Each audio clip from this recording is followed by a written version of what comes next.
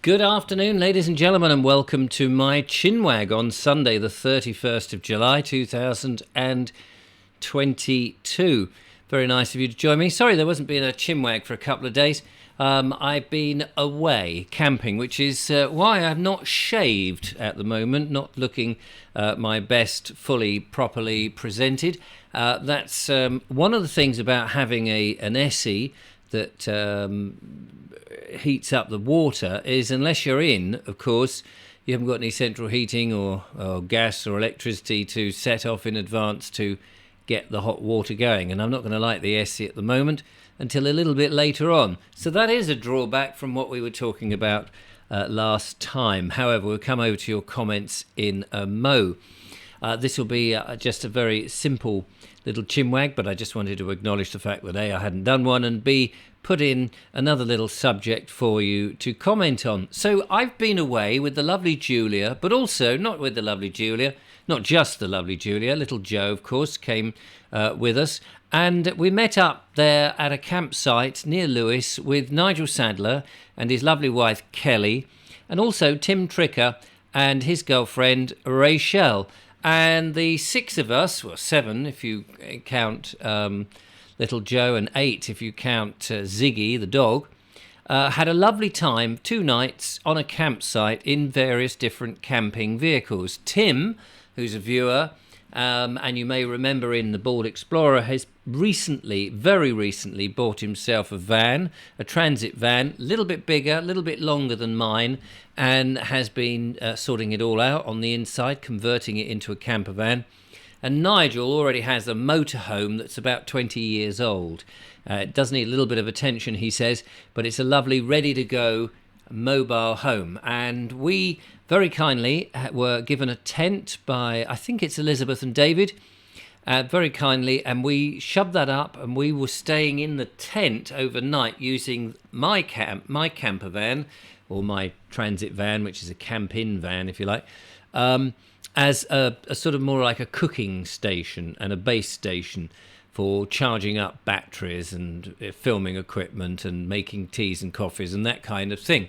So it was lovely to go in a little unit. My question to my viewers today is, are you somebody who likes camping? And if so, do you do it? And how often? Do you prefer to go in a tent? Do you prefer to have a mobile home? Do you have a camper van? Or are you somebody who would not entertain this sort of thing at all and would prefer to stay Airbnb or just B&B or hotels? Or do you not want to go and camp in your own country? Would you rather just have an all-holiday fixed up through some estate agent and then just go abroad? Be interested in your thoughts on the type of holidays, whether it be just a couple of nights rather, like at a weekend as this was, or whether you prefer a much longer type of camping environment or whatever. Or now, would you go with a group? Some people like to go on these coach tours and that sort of thing. And I'd like to know if any of these things are your bag, and why. Why do you favour the type of holiday, vacation, break that you do, and what's your best experience? Put that in the comments, and I'll be very pleased to read through and read some of them out in the programme coming up. So there we go. That is the thought. We had a lovely time in the tent. Although, if I had the choice, I think it's because we had Joe. We just really couldn't fit Joe into my custom transit van, even with the new double bed arrangement, which you'll see, I think you see it working in one of the forthcoming videos that we are putting together and editing that will be going up very soon. So we'll look out for that. In the meantime, let's have a look at the comments and see what people are saying. So we were talking about, should we bring back old-fashioned ways of heating the house, coal or logs? Now, of course, not everybody's going to get on board with that. Naturally, people, of course, won't have houses that are even built with chimneys. These days, it's not even an option for a lot of people. Or perhaps they rent and they have no ability to add that sort of feature to the rented accommodation that they have, and so you're stuck with what you have. However, for those people that perhaps would like to do that, wonder what the comments were. So Wind Geezer is at the top of my list here. None of these I've read in advance, so we'll just go through them. And he just simply says, then there is air pollution to consider. Yes, absolutely. There's always air pollution to consider, but I guess one's got to consider that, whether you're burning gas or making electricity or logs or coal more locally. So, yeah, I guess that's true. And Monk Stanchion Man says, I've always used coal and logs. I always will. It's really nice when I get home from work in the winter months and sit by the fire listening to it crackle and hiss. You can't beat it. And I would totally agree. It is absolutely lovely sitting there. And in fact, while we were away on a campsite, which reminded me, and I make this observation in the videos, it's very much like stepping back in time to the Neolithic period, when people were first sort of sitting down by campfires, maybe even the hunter-gatherer period, when people were sitting down with their little tents, or not tents, their little houses, their little wattle and daub houses, in the early farming sort of period, I guess, and they would be in groups sitting around their campfires, keeping warm and cooking their stuff. And campsites have just not changed, really. We may be sitting under canvas, or you may be in a caravan, or a mobile home, or a campervan, or that sort of thing. But actually, there we were sitting outside, principally, because it was nice, around a campfire, and just looking at the embers as they burnt, and we were cooking on the campfire. It was lovely. It was a beautiful experience, and one that has been going on really since man roamed the earth, which is, it's just nice to sort of get back to our roots and forget all the digital technological way and go back and be a bit more primeval. That's my thoughts. Clive Roberts says, I was brought up with open fires and wood that my father collected from the fields after the winter floods. Absolutely, there we are. You can't beat it. So, Sean Ginley says, wood-burning stoves. Well done, Richard. Picked a subject to talk about today. My pleasure. He says, whilst the title today is coal, most of your own discussion was about wood burning. Yes, of course. I guess coal is made up of wood from millions of years ago, as well as other things, I guess. Here I address wood burning. Okay, so he's got a very long one, which I would imagine that people can go and read the whole lot. I won't be able to read it all out at the moment. Excuse me. But just read the first couple of paragraphs, and he says domestic combustion is a major source of PM. I'm not quite sure what PM stands for, but he doesn't say.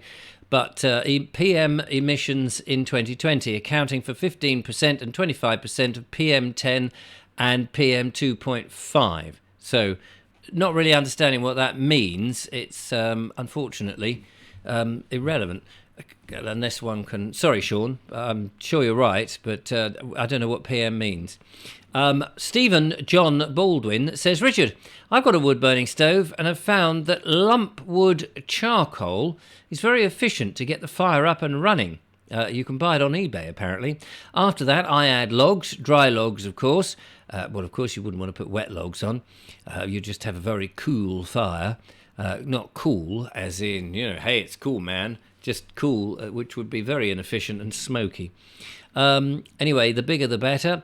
With the choke turned down, it can burn for a good time, says Stephen. I did invest in a cordless rechargeable small chainsaw. Oh, well done. Best thing I ever did. And if I'm out and about and I'm looking for logs, I can cut them up where I am without trespassing. The saw is quiet, and it'll give me about a week's worth of logs on one charge. Well, that sounds perfect. We'll have to go and look for one of those.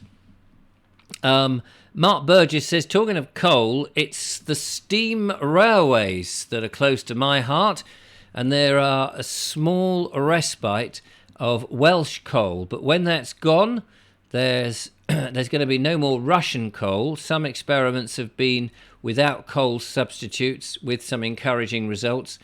When you say without coal, this is Heritage Railways running on what? Electric versions of it with sound effects to give the impression that it's coal. Is that what you mean? That would be rather dreadful. There's a lot of... Sean Ginley's made a number of comments, and I'm not quite sure what they all relate to. Illuminated Galaxies says, I do keep picking myself up as I get older, and I find this is harder to do. I'm not quite sure in which one you're replying to. Do like the goalpost. Do it like the goalpost does get moved further away. When I try, there are days when I feel like giving up. Oh, this must be the one on about being positive and stuff. Well, I'm glad that you don't give up. The problem is now that everything's twice going up in price. I was steady and stable before. My outgoings are more than my incoming, and I can't cut back anymore. Now, I know what that's like. If you can't cut back, it is a problem, and I'm not quite sure what we're all going to do about it. Trev Travels by Narrowboat says, I do burn logs and coal, mainly logs, because I can get them for free. Yes, I suppose cruising along the old canals, you'll see many bits of old branches dropped off, and you could just collect them up. No such thing as global warming, he says. There might be climate change, but that's a natural thing that happens. Climate changes between the summer and winter, for instance. Yes, bring back coal and nuclear power stations. I would certainly say bring back nuclear power stations or invest in nuclear. I wouldn't actually want to be burning coal myself because it is dirty and it does create a smog, and I agree. Wood burning, on the other hand, I know there were some arguments there, but I don't really know what a PM is, so I can't really argue with that. The thing is, not everybody is going to buy a wood-burning stove tomorrow, and not everybody is going to want to do it. And sometimes you get these arguments where people will say, oh, well, if everybody went back to coal, or if everybody went back to logs, burning wood, it would be disastrous for the environment, it would be disastrous, there wouldn't be enough wood to go around, and all of that. And it isn't and this is the same argument I had with a policeman once when I stopped on the hard shoulder because somebody had made a phone call. And I wanted to say, I'll ring you later, and that was it. And I'd come out of a service station, and I was on that very wide, that's not really hard shoulder, but not really motorway, but not really anything. And I'd come out of the service station, and it was on that long, long bit, and there was hugely wide before the motorway. But I wasn't actually in the motorway service station area, but I wasn't on the motorway or on the hard shoulder. It was that sort of little bit of grey area, and that's when the phone rang. And I pulled right over, so I was miles away from the traffic, miles away from anything. Policeman came, I didn't see him, swooped on me and said, what's the emergency? What's the emergency? And I said, well, the phone rang, but as I'm not actually on the motorway, I thought I would just answer it and say I'll ring the client when I get to the destination. And the policeman said, oh, yeah, you can't just pull over like this on there to answer your phone. What if everybody did it? And I just looked at him. I wasn't going to argue, but I looked at him and I thought to myself, what a stupid argument. Everybody's not going to do it. When in the history of motoring has everyone at the same time pulled over onto the hard shoulder? It is a ridiculous argument. They don't do it. Just as it would be a ridiculous argument to say, what if everybody started burning coal? Because, well, they're not going to.